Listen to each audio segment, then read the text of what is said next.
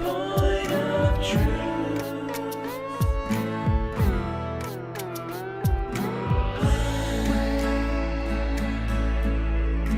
Where is the curve?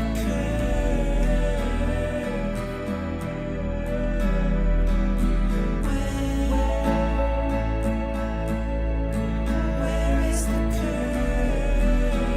curvature?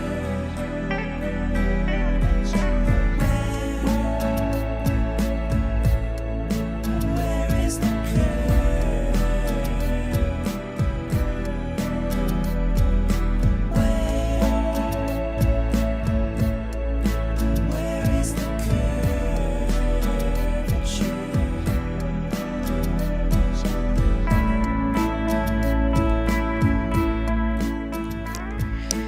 All right, today is December the 5th, 2023. This Where's the Curvature? Chief Crow and the Flat Earthworms. This is the Ips Morning Deprogram. We're going to pick up from where we left off last night. Joined by Thirst with Truth, Junders, Plunkett, Carb Z. All right, excellent.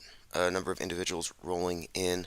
We're also live on Odyssey, Paranormal Radio, radio.net. You can find us on a lot of these streaming audio sites, and of course ips.monster has all the latest links. All right, let's go ahead and go through some of the main things. This is an interesting one. There's a new movie out called ISS.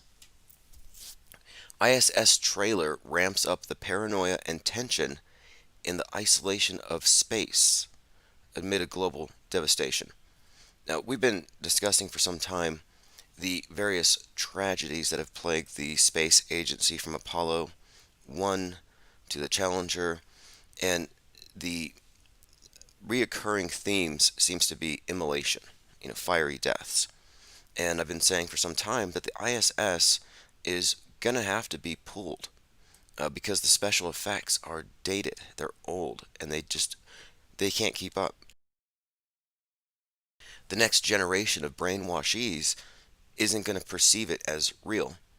Well, anyway, this new movie happens to be about the ISS, and if you look here on the still from the trailer, you have an image here of the space station, the Earth below it, I think, blowing up. But they're preparing us for something, if you ask me. That's what it looks like to me. Some type of preparing us for the inevitable, which they're constantly discussing. The Fallout trailer starts to unearth the secrets of Vault 33. The Fallout trailer, so it looks like a movie here.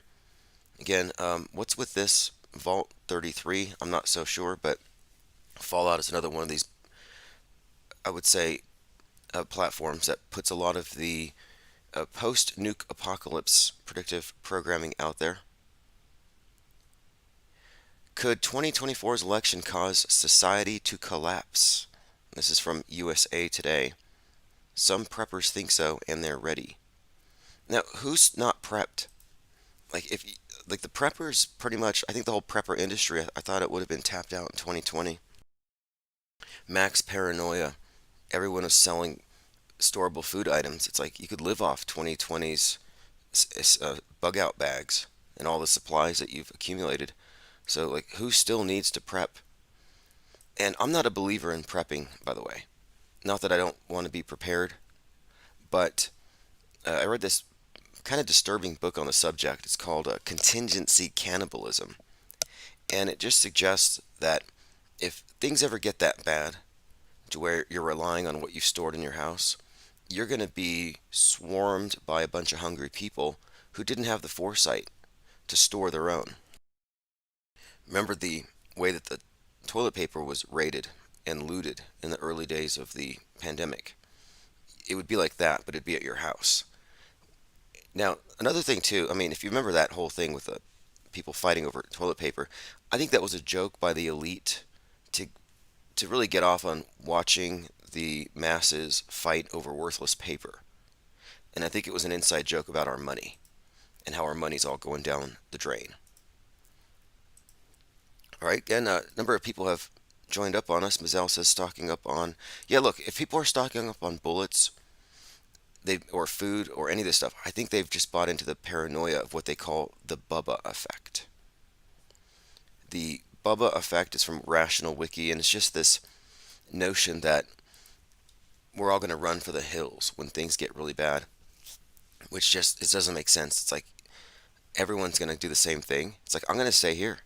You guys run for the hills. I'll go ahead and stay here. But if you're not reaching for popcorn, then your priorities are a little bit off. Now, this is a fascinating cover. This is from the Drudge Report. And, sort of like The Economist, you can kind of read the stitching on the fastball. You can know what the PSYOP entertainment complex is going to serve next by looking at Drudge quite often. And Drudge is interesting in how the different headlines will communicate other messages and inside jokes if you look at how they're arranged, and sometimes even veiled levels of symbolism, which, if you recall, after when the Elvis movie came out, they had Elvis in a picture wearing his Phoenix shirt, and then it had an article next to it, unrelated, of some bird that was thought to be extinct in Japan that had been found. And then next to that was a story about a church that had burned, and only the cross remained standing. And it had this theme of the phoenix and the bird, of course, thought to be dead, resurrecting. So I'm always looking at Drudge with this metascript perspective in mind, like what are they conveying in the gestalt? And so here you have Trump in silhouette, wearing a crown. Very interesting. Kind of looks like Elvis from the side, weirdly. Look at his lips. Like Elvis, sort of like aged, but the king. So there's something to this. And it says Trump attacks. Trump attacks. So this got me thinking, if you recall, 9/11 was led by hijacker Mohammed Atta, and JL26 had broken it down as Mohammed attacks, ATTA. Of course, does anybody know how old Mohammed Atta was, lead hijacker of 9/11? Same age as Timothy McVeigh, lead domestic violent extremist, who had been executed 90 days prior at the same age. Yep, that would be 33. I'm going to give out gold stars to the first person in any of these pop quizzes. But anyway, JL26 had suggested that Mohammed Atta was Mohammed attacks, a reference, of course, to the big story about the Islamic terror attack. But moreover, he had been attaching this idea to Seattle, and Seattle to represent a sea attack. So if you look at the breakdown of the lettering, Manhattan, Muhammad attacks, and then Seattle. So Trump attacks has that kind of a similar vibe here. If you're just looking at the scripting here, Trump attacks, Seattle attacks, sea attack. And again, the reoccurring theme has been that the West Coast nuke event will come from the sea. Again, just more symbolism here, predictive programming. And this was all fascinating. Last night we were talking about how Derek Chauvin, 47, was stabbed 22 times on Black Friday. And we had connected this event to the hockey player Adam Johnson, number 47, getting slashed by player 22. And how, moreover, Derek Chauvin, being a representative of Western chauvinism, gets 22 years. And this is all getting really insane. Derek Chauvin, no, I'm sorry, the Proud Boy leader gets 22 years.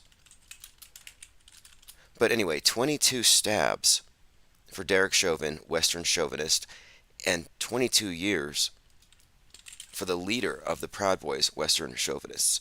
So there's something up with that. There's some kind of story being told, and it's a stabby season, says Oswaldo. That's a lot of stabs. Simulation Reality asked, how does someone survive 22 stabs in prison? Sounds like a miracle. But these numbers are very consistent, again, because, we're talking about 47 years old, stabbed 22 times, 47 hockey player, slashed by 22, the black on white. The stabbing was on Black Friday, so it was specifically and deliberately for that. Here you go, Proud Boy leader sentenced to 22 years for seditious conspiracy. Another thing which is obvious, is that the stabber was a federal informant. But what does that really mean? It means he's a crisis actor. That's all it means. But it sets off the right, who have a paranoid fear of the FBI. Yep, the yellow spider guy, you'll get the number 33. Yeah, it's been very stabby, very slashy. What's with that? And this has happened. I've noticed this is kind of they come in waves. Like if you remember, like last March or April, you had all kinds of incidents of somebody parks in the wrong driveway, they get shot. Someone rings the wrong doorbell, shot. Sit into the wrong car, shot. Basketball rolls into the neighbor's driveway, their dad gets shot. And it was the Wild West for a bit.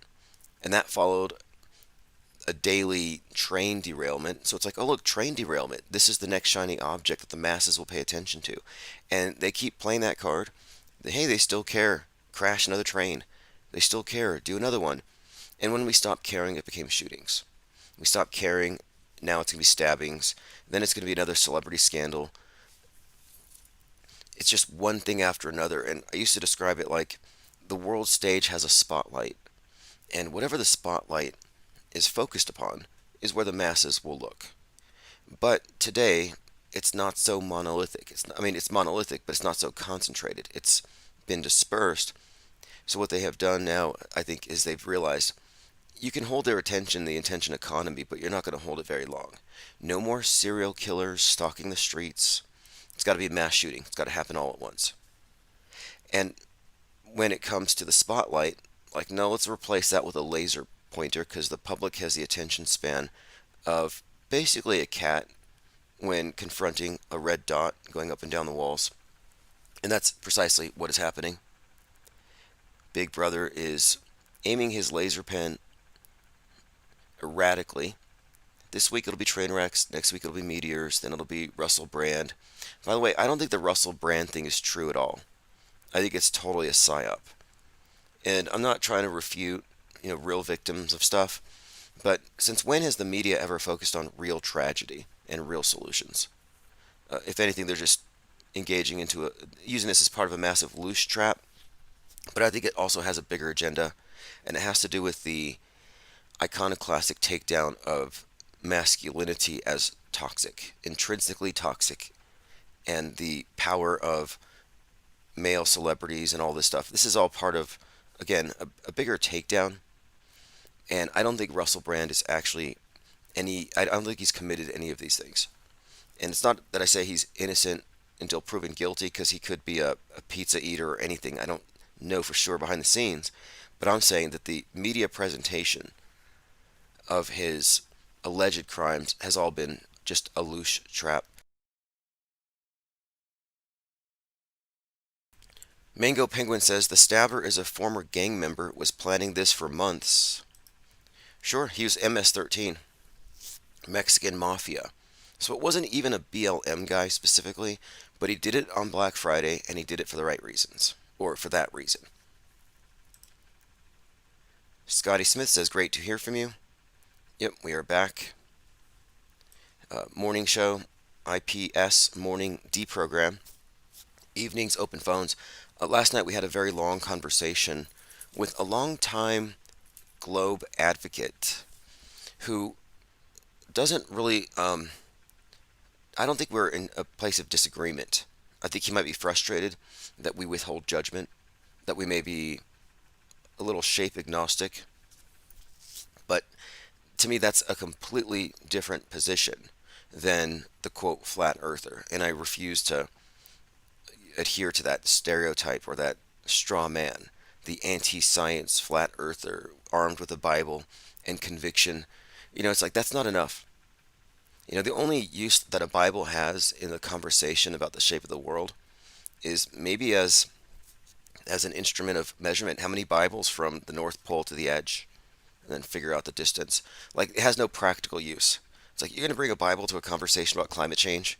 Yeah, it has conversations about angry weather gods and storms and floods, but these are two different categories.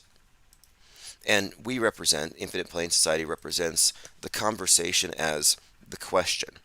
I'm not asserting, oh, this is the shape, not that one. No, I'm saying these guys are liars. This is how we get our worldview, and they're a huge part of it. So we're left in this gray area of, I don't know. I got a question mark floating above my head all the time. And they're like, you shouldn't have that question mark. Well, it's better than jumping onto a wrong answer or incomplete answer. So they're just mad that we have questions. And eventually they're going to come for your question marks. They're going to rip them off your keyboards. Banned. It's contraband. The UN troops, obviously, are going to be sent in. You know, there's that stereotype of blue helmeted, like UN troops. They're going to settle the chaos. Just one of these sort of end of times conspiracy theory dramas.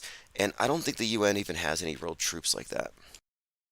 They don't need troops. They don't need UN troops with boots and blue helmets. They just need a bunch of Karens. Bunch of bossy Karens. Bunch of guilt tripping and shaming. You know how they got people to comply with 2020? Lockdowns and everything else? Fashion. They use the psychology of a fashion movement and a fashion trend. And they use PPE to convey an ideology. It was genius. Thirst of Truth says, shout out to Timmy. Yeah, back to that conversation. That's from last night, and I'll upload the archives here shortly. Yeah, the position he takes is that he's analyzed all the flat earth arguments, and there's not enough there to arrive at a flat earth. And that's true. That if you look at all the evidence, everything that's been compiled, you may not have enough to have a competitive model. But my contention here is that the globe is not a model. It's not complete. You know, the entire proposition from the globe point of view is that we have a complete model, and here you have this archaic thing. What's wrong with you? And I'm like, no, your thing, dressed up as science fiction as it is still archaic. Your rocket is an obelisk. You're praying to the earth god. You're not going to space. But you can't have that conversation with people who are stuck on the mundane, the shape, the curve, or what the alleged curve. It's much bigger. Again, to me, it's not about the shape of the world. It's about your internal representation and how you got there. And one other point. I don't think you can have an intellectually honest conversation on this subject if you don't include fake news in general as part of it. And you will find that all of the professional anti-flat earth debaters, Simon Dan, McToon, and Fight the Flat Earth, they all believe the mainstream news fundamentally. They're MSM fundamentalists. So who are you debating with anyway? They are divorced from reality. They're the last people you want to go to have a conversation about the essential facts of reality. They lie to themselves. They gaslight themselves every single day because they filter their perceptions to the screen, and that's just the nature of this thing. They're on the wrong side of the screen to be having a conversation. They live in a fictional universe.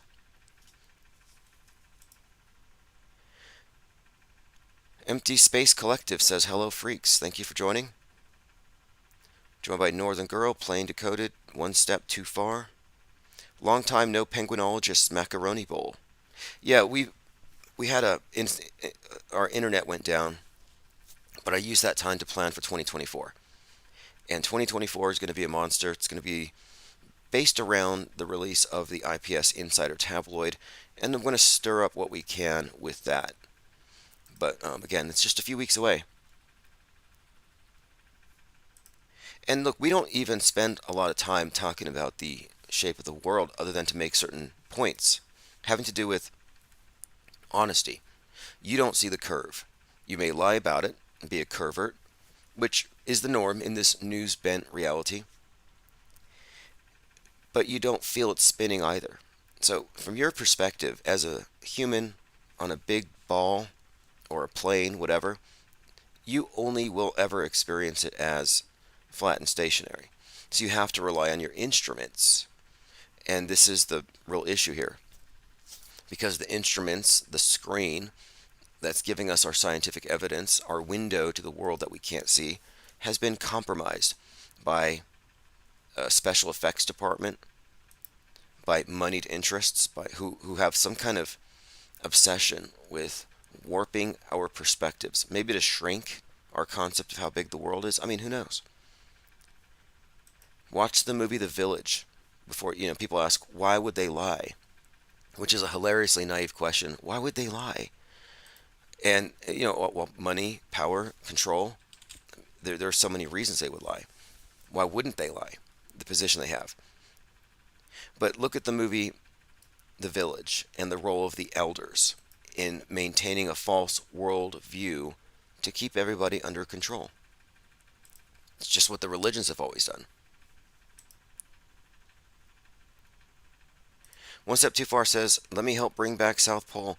I'm very interested in bringing back South Pole, the animation, and I've been working with different approaches these days. There's a lot of chat GPT for writing scripts. There's just so much to do with it, and I'm definitely interested in bringing the animation department back. It's one of the reasons why we're doing what we're doing here. We have a multifaceted approach to really, I think, challenging the dominant paradigm and how people receive it, and the basic presuppositions that they've accepted about the nature of this place and how they arrive at their worldview through a heavily screened reality. And they think the screen, the TV screen, is like a window and just gives them endless insights, information for your edification. It's like, no, it's always been there to obfuscate reality. Your TV screen has always been it's been a filter. It's a black mirror. And again, it's not even a debate, flat or round. We're talking worldview, and I don't get too hung up on it. But the people who are anti-flat Earth kind of confuse what we're doing with your run-of-the-mill dome thumpers. It's like the dome concept. When I first heard that, I was like, obviously it's a containment operation. You have a bunch of stray mines running around like free-range mines. And like, how do you get them to stay home? And they just, well, you know what? You guys are right. You're right. We are lying. But there's nowhere to go because there's a big glass dome locking you in. I'm like, well, that's no fun. You went from a full ball to a half ball because that's what the dome is. And you never answered any of the questions about the edge. So it's like a shell game. It's a trick. And they took the bait.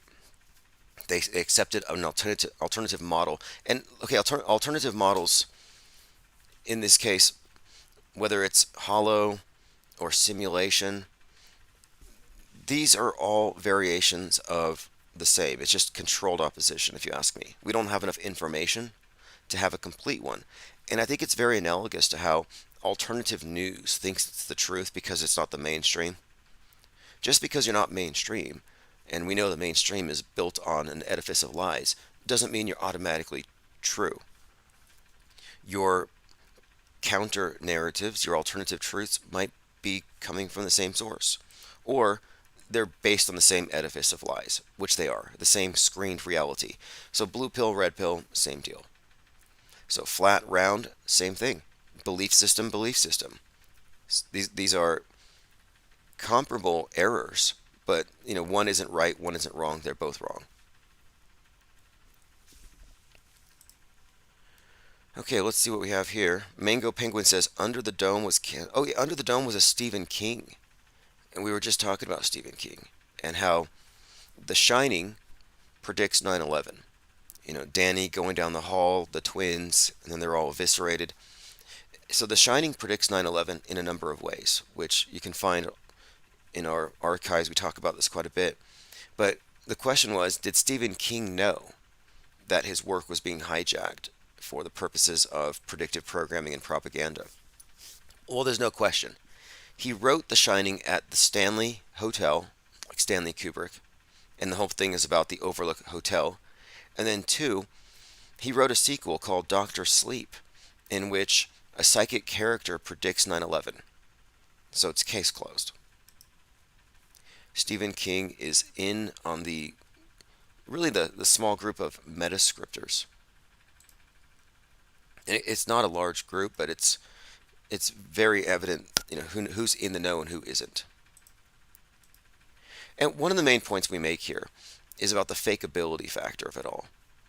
Space travel is fakeable. There's just no question about it.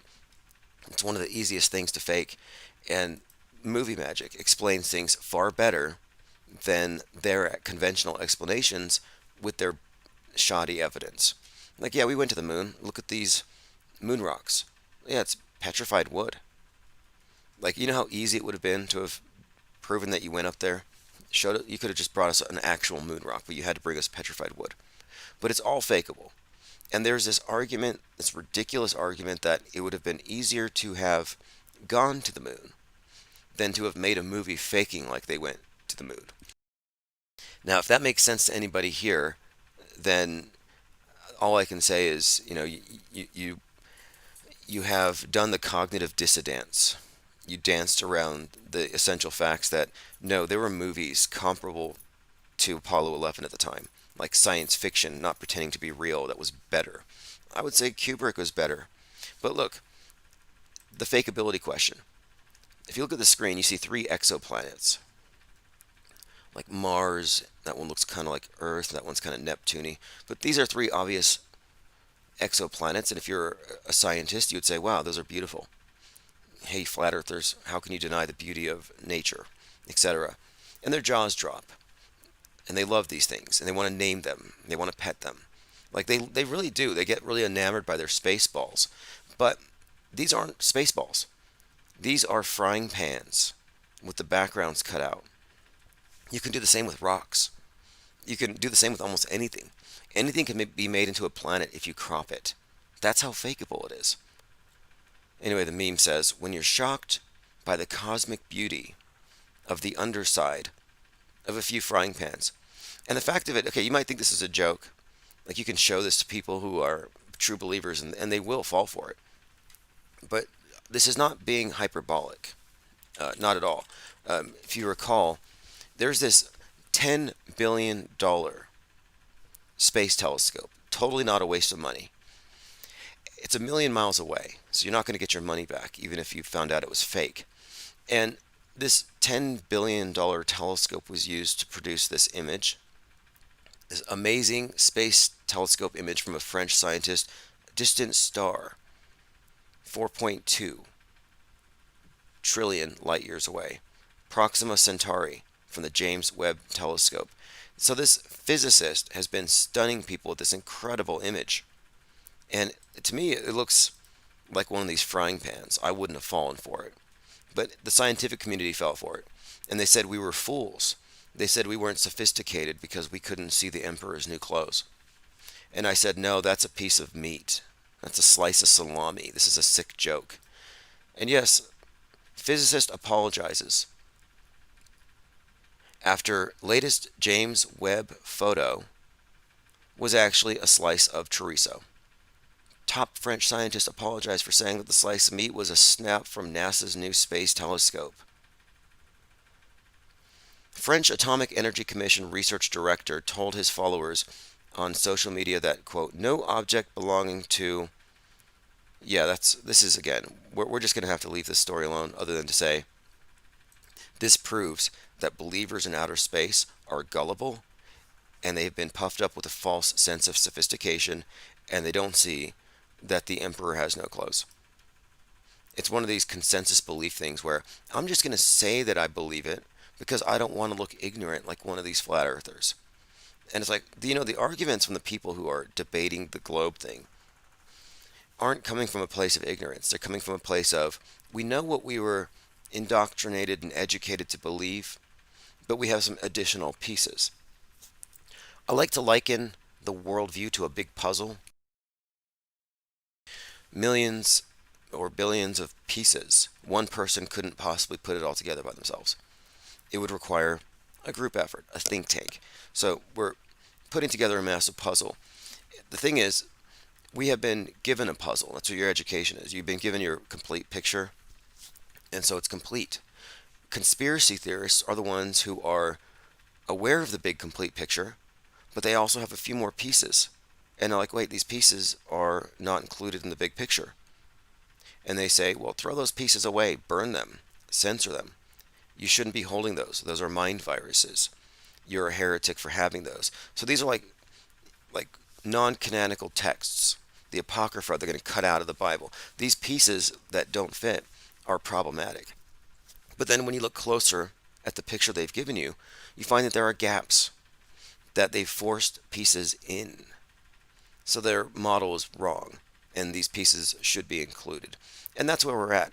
Like, oh, the science is settled, the journalism is settled, opinions are settled.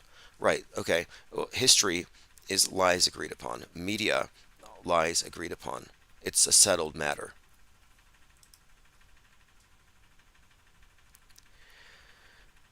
Okay, let's continue here. One step too far says they realize they've jumped the shark.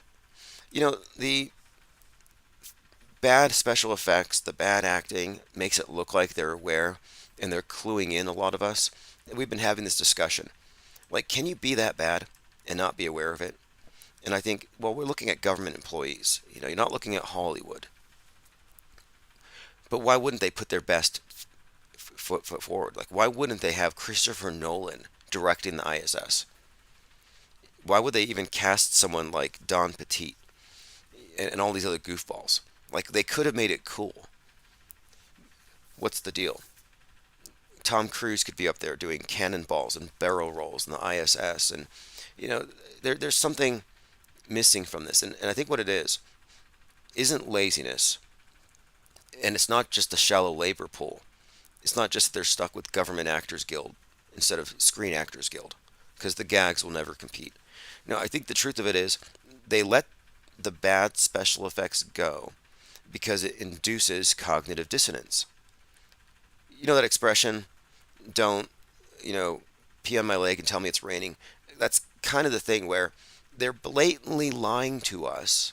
They're giving us visual lies that you're not consciously processing as such. But you're noting subconsciously the major discrepancy. You're like, okay, well, this looks fake, but they're saying that it's real, therefore it's real. And what this does, this cognitive dissonance, is it creates a sense of calm and peace when you just go with the flow. You lie along to get along. That expression, actually, I got that from Judge Judy's book. Judge Judy actually said, don't pee on my leg and tell me it's raining. I don't know the complete origin of that expression, but it fits what NASA has been doing for some time. But the point of it is, the general public may not discern it, but the discerning minds are going to have their minds messed with, and they're forced to make a decision here. Stop looking because it's too painful, the cognitive dissonance is too great, or keep looking and become a pariah, become one of them, a tinfoil hatter, lose my status. So there's a lot of reasons, like kind of like why people go along with religion. Maybe you don't believe in God, or their God, or their religion, or you don't want to support a bunch of pederasts and psychopaths with some parasitic institution. So you're like, okay, I don't believe in this, but I'm just going to go along because I don't want to be outgrouped as a wicked atheist. I don't want to be outgrouped as. So, in other words, people are more about conforming. Everybody conformed eventually to 2020's demands that were placed upon them. There was a lot of principled disagreement, but at the end of the day, people have to survive. One step too far says, don't go scuba diving and tell me it's space exploration. Precisely. And this is a key point. There is an Achilles heel for the space station, and this is a fact. This is a huge fact. And I don't know if we can get any of these professional anti-flat earthers to confront this huge, undeniable, glaring contradiction to their entire story. The video camera footage, the video from the astronauts on spacewalks, proves that they're underwater because of the light loss and the light diffusion. It's that simple. They are underwater. And you can't deny it. You may say that that's how space looks, but then if you compare it to night dives underwater, guess what? It's the same lighting. Bubbles in space? Oh, that's just space dust, really? Well, let me show you some bubbles underwater on a night dive, and let's compare it to your fancy space dust. And you'll see, it's bubbles. It's a scuba dive. And I refuse to play dumb. And if they're going to lie about that, then I'm not going to believe them about anything else. And I think what scares some people is that we have a point and we are right. But what we don't have is we don't have the answers to supply or replace. I can't replace the lies that we're burning down. So here I am, clear cutting a forest of lies, and you're like, you're cutting down all my trees. I'm like, yeah, they're fake. We're clear cutting all the fake trees. If we find a real one, we'll leave it there. But the further we go through this thing, the more it becomes apparent that there aren't any real ones. And you have all these big conspiracy theory topics like 9/11 or something hook. And like these are just single trees that cause the conspiracy theorist crowd to miss the forest. And it's beyond just mass shootings and terror attacks. The PSYOP entertainment complex really runs a course through every aspect of that's why I call it the PSYOP entertainment complex. It's in sports. Sports is a big one. It's in sports, it's in the politics, it's in the news, it's in the comic books, it's in the video games. Like there's a video game that just came out, Modern Warfare 3 on 10.5. No, it came out on 10.6. Just in time for 10.7, the 15 9/11s that hit Israel before they hit Gaza with 300 9/11s. But the point of it is, they had millions of people plugged in, to this simulated war when the war starts. And to me, this is what I would call concurrent programming. Sort of like they're going to have a mass shooting this week at the school, so let's make sure that every single Netflix TV show has a bunch of dead kids as the main theme. So you get the shock, you get the aesthetic shock of it all, and then you get the story, and then it's become believable because it's within your frame of reference. Like there's going to be an alien invasion when every TV show has that as its theme all at the same time. Like they tease it out there, they get it ready, they're trying to see where we're at, they run a few tests, but they have to prepare you. For example, 9/11 happened amidst a whole lot of TV shows about 9/11 happening, like The Lone Gunman, Collateral Damage, like all around 9/11. You had billboards with the Terminator for the movie Collateral Damage, a movie about hijacked planes and terrorism, etc. Concurrent programming. So, in other words, we talk about predictive programming. They are conditioning you. They're boring neural pathways for things they're going to present to you in the news later. That's a reoccurring theme. But they're also planning in advance, quote, concurrent programming, reinforcing the mainstream. A big example of this, a really obvious one to me was, I'm like, I'm going to go ahead and tune out. I'm done with the news. Let me watch the new Game of Thrones. Every time I turn on the news, it's about Roe v. Wade and the leak and wombs. I'm going to watch the news. I mean, sorry, the Netflix, because the news has basically become just really hyperpolarized and shrill. And if you remember the debates at that time, the conversations, you know where I'm coming from. So you think you can tune out. And I watch the new Game of Thrones, and the opening episode is about a woman giving birth against her will because it's going to kill her, but the patriarchy needs the son, so they have to make the choice to just cut her open and take the baby out so that they can perpetuate the patriarchy. And like, there's no way that this Game of Thrones episode is disconnected from the news of the day, where their whole theme is, hey, if we let these Republicans get their way, it's going to take us back to the Middle Ages. You'll just be a broodmare for the state. And again, not a coincidence. And that's one example.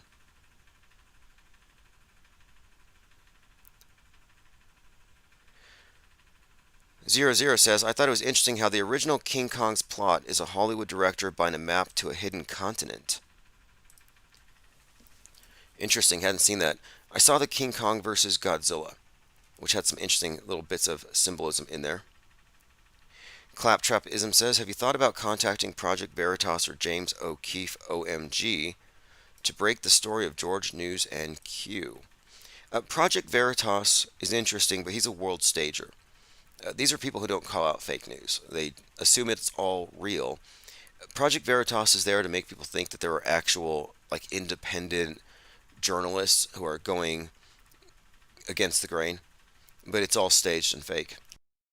He's a performance artist with these outlandish costumes and blowing hundreds of thousands of dollars on dance parties. It's just more theater. So, yeah, I have thought about it. And what's more, Project Veritas and James O'Keefe are in the same circle of people, so he may even be in on that whole psyop. They may be buddies. They may know each other. But O'Keefe hasn't broken anything useful. It's always been partisan theater from day one.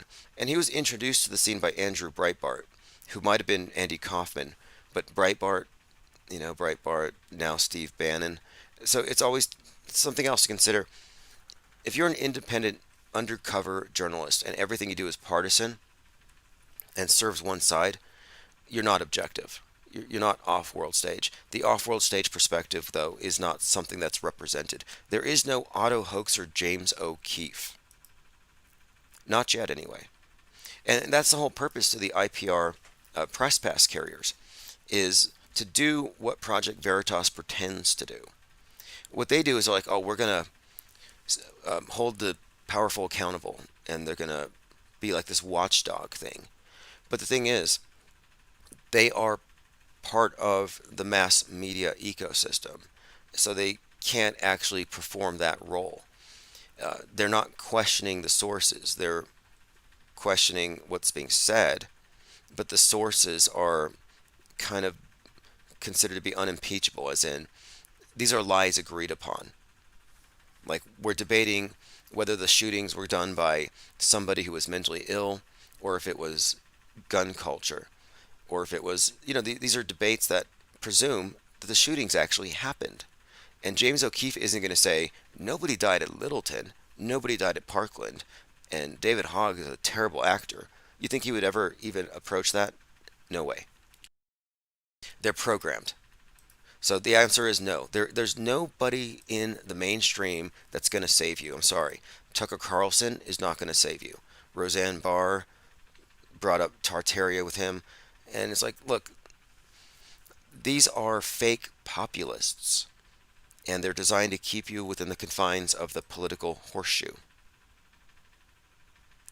Exalt says, catching some deprogramming on my work break. Yep, Ips Morning Deprogram. It's 8:46 a.m. Mountain Time. G33 asks, how much did I miss? We're pretty much kicking off every morning at about 8 o'clock, or a few minutes right after. That's what I get here, and evenings, same time, 9 p.m. to 11 p.m. All right, let me roll through my Twitter feed. I wanted to catch up on a few things. A house blew up yesterday. It's the current thing. It's near DC. It's got the QAnoners in a tizzy. It's probably a nothing burger. Although they were trying to serve a warrant, so maybe it's kind of preparing us for domestic violent extremists, a new wave of McVeighs.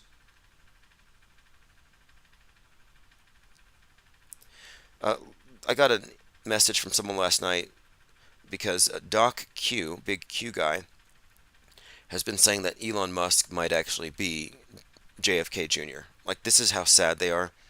And this guy has 112,000 followers. And I've noticed the more followers they have, the more nonsensical BS they can get away with. And I'm sure they're doing it just for the clicks. This is all engagement clickbait.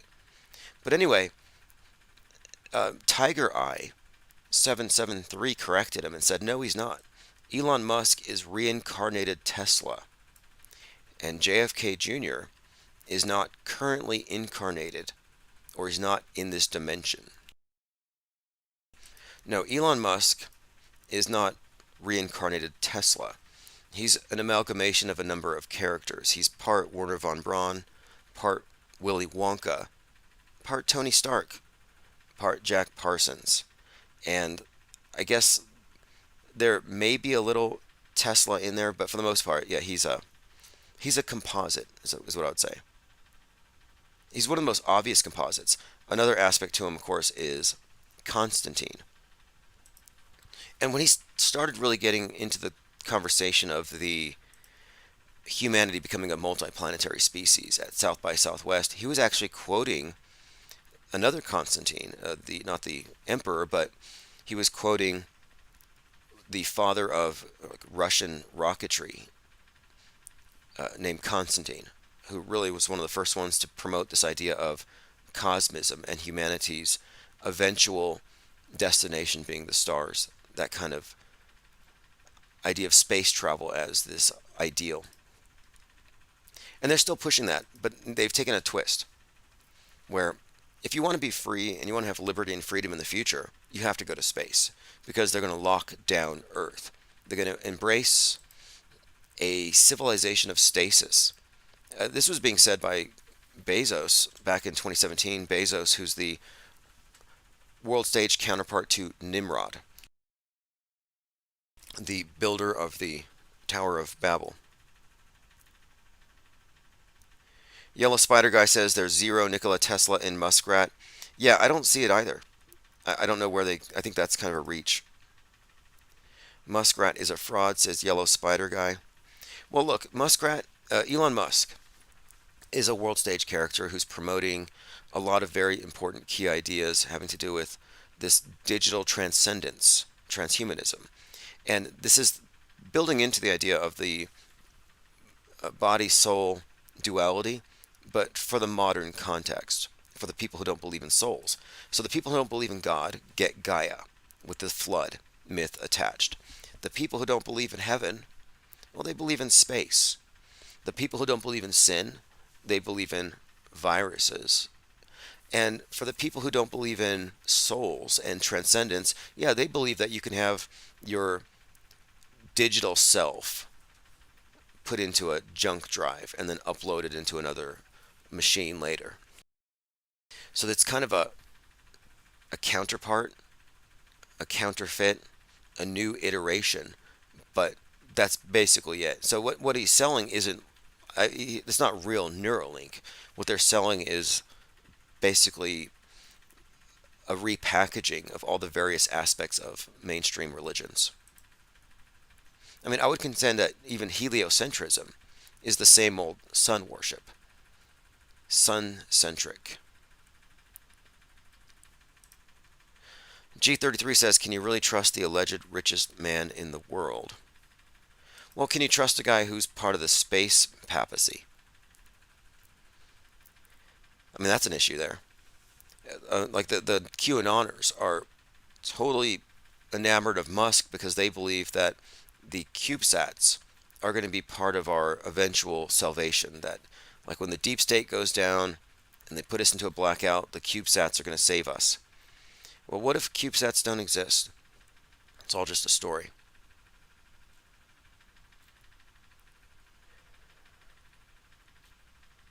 All right, we're going to be live later on this evening. Open phones for open minds. If you want to join us in Discord, there's a link at ips.monster. Mainly just want to catch up on some of the things we didn't get to go through last night. We did talk about this. Fake babies, real horror, deep fakes from the Gaza war, increased fears about AI's power to mislead. Now, this is mudding the waters so that nobody pays attention to the animatronics. Quote, the propagandists who create such images are skilled at targeting people's deepest impulses and anxieties. Whether it's a deep fake or an actual image of an infant, the emotional impact on the viewer is the same. So for people who wonder, why do we bother? Does this matter? Who cares if people are brainwashed or whatever? Well, actually, yes. This actually does matter. If we're going to contend that the fake news is intended to induce cognitive dissonance, if this is a brainwashing operation, if they're using all the techniques of emotional manipulation, of emotional dysregulation that you would expect from a narcissistic control freak, then it makes perfect sense that they would knowingly use fake news and simulated tragedy to have the actual emotional impact of the real thing. So let's replace this deep fake baby and say whether it's actual buildings falling with people inside or just an image from a movie superimposed over the news, the impact on the viewer is the same. In other words, trauma-induced mind control is real, and it's being used every day. So I'm just pointing out that if you're still falling for the stuff, you're processing it as real. It's like you're hitting your head against the wall. Like, stop hitting yourself. Stop falling for the fake news, because you're actually emotionally abusing yourself. And if you're defending the fake news, who are you defending? You're defending your emotional abuser, which is also known as Stockholm Syndrome. Mango Penguin says this is why we need to wake up the masses. I disagree. I don't think you can wake up the masses. I think that's a silly concept, to be honest. I think it's majorly misdirecting and wasting people's time. What they have done is they've created ways to approach masses that they give to truthers, like, oh, just red pill them little by little. Just tell them about chemtrails. Just get them started.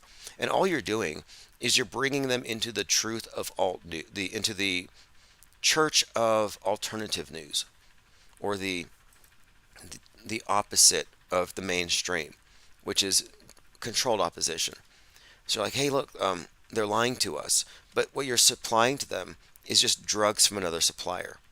Like, oh, those blue pills are fake. You got to try these red pills. You've become a drug dealer, and media is a drug.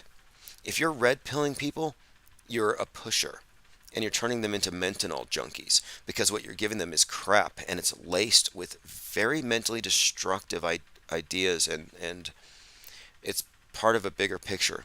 Again, it's not outside of the political horseshoe.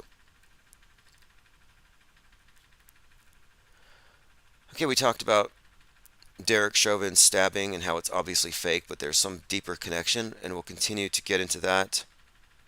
Didn't see this coming. Donald Trump,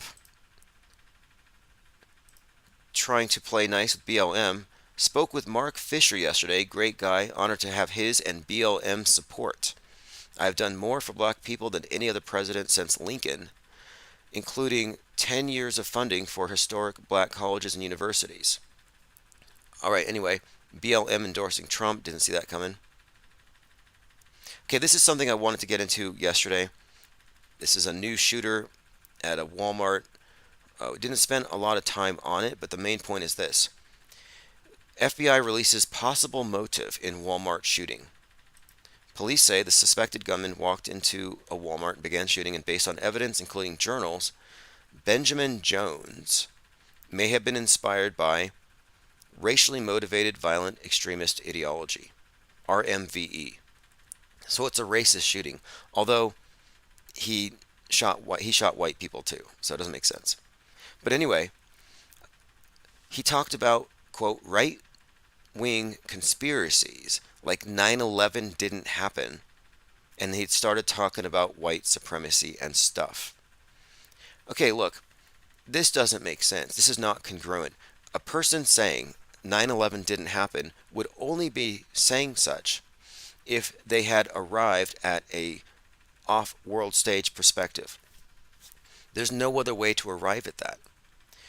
And if you arrive at the off-world stage perspective, then you're already seeing through controlled opposition, race war group, I would say race war identity politics.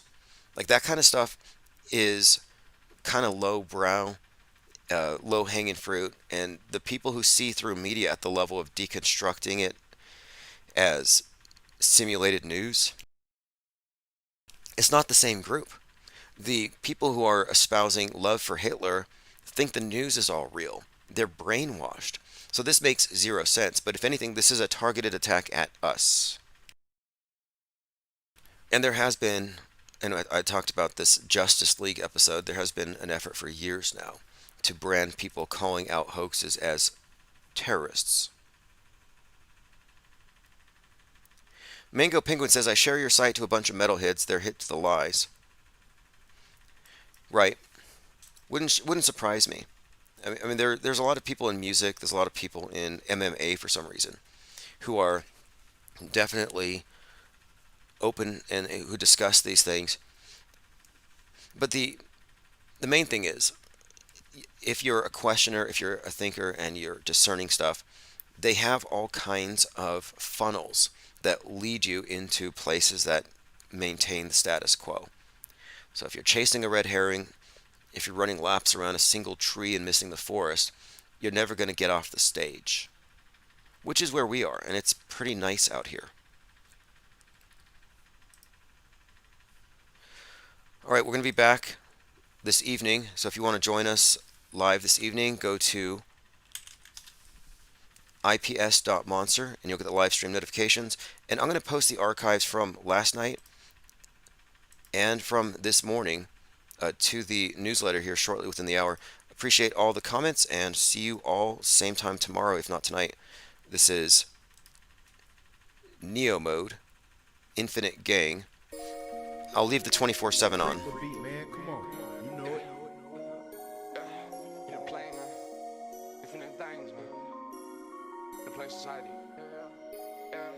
Infinite plane, infinite plane, infinite plane, infinite plane, doing my thing, do my thing, do my thing, do my thing, infinite plane, yeah. I live on an infinite plane, I live on an infinite plane. They telling me different things, I supposed to be pulling the strings, but I know they playing the games. Since I found out today, I live on an infinite plane. I ain't playing no games, I'm on a different plane. I live on an infinite plane, yeah. I know the news is fake, they're trying to choose my fate. I know the views is fake, they pushing the global stage. Fake news on the radio way, all the hoax, the whole world is a stage. Body double like I'm Saddam Hussein, doing my thing. Don't want the fame, just trying to make change, they took down my page. But I'm infinite gang, infinite plane, playing no games. Infinite gang, we ain't playing no games. Infinite plane, I'm on an infinite plane. Infinite plane, the world is not living is strange. I'm on an infinite plane. Okay, we talked about Derek Chauvin's stabbing and how it's obviously fake, but there's some deeper connection, and we'll continue to get into that. Didn't see this coming. Donald Trump, that's the date Donnie Darko came out, about planes falling from the sky. 119 in Genesis is the Tower of Babel falling. Derek, I'm sorry.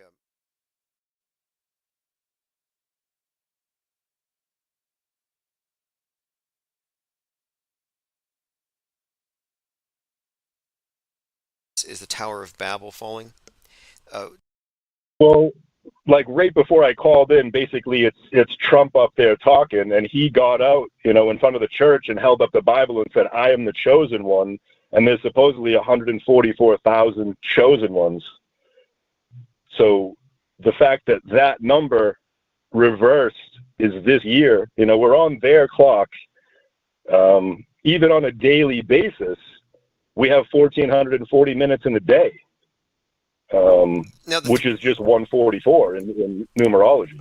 322 you mentioned. So it's kind of like we're hitting like midnight. We're hitting like this completion, which would be sometime around now. Like if you just go by the exact anniversary of that day, 441 years will be the 15th, and I think there's an eclipse on the 13th. 14th, I believe. 13th. So that's only it's Friday the 13th, and then we have the Ring of Fire. And Musk had ominously posted this graphic of the X and a Ring of Fire, which is some kind of, I think, an eclipse reference. But that's coming. And yeah, the other day, the attacks on the anniversary of there's a couple of significant dates, but one of them, it was actually 3 months and 22 days from the Abraham Accords. So 322, Skull and Bones Society. And you remember the Skull and Bones Society was kind of the focus of the ritualistic destruction of the Georgia Guidestones, which were blown up on George W. Bush's 76th birthday on 7/6 in their 42nd year in existence. And they appeared magically or whatever in that field on 322. So there's been this strong correlation between the Skull and Bones Society and the Georgia Guidestones. And then from above, the Georgia Guidestones actually looks like a skull and crossbones, and it was the capstone that was blown up, signifying like a headshot, for example. But anyway, 322, Skull and Bones, it's all over this recent event. So I get into a lot of like triangular numbers. English, 26 letters. If you add all the letters together, it equals 351. But if you add up from A to Q, it's 153, which is a mirror of the 351. Okay, I see that. Now, basically, it's hard to explain quickly, but it's like when you look at the back of a dollar bill, you have the all seeing eye and the pyramid. Basically, rows. The 36th row, the triangular number is 666. If you go to the midpoint of that triangle, the 18th row, the triangular number is 171, which is the year Skull and Bones was founded minus the 0. So, I know that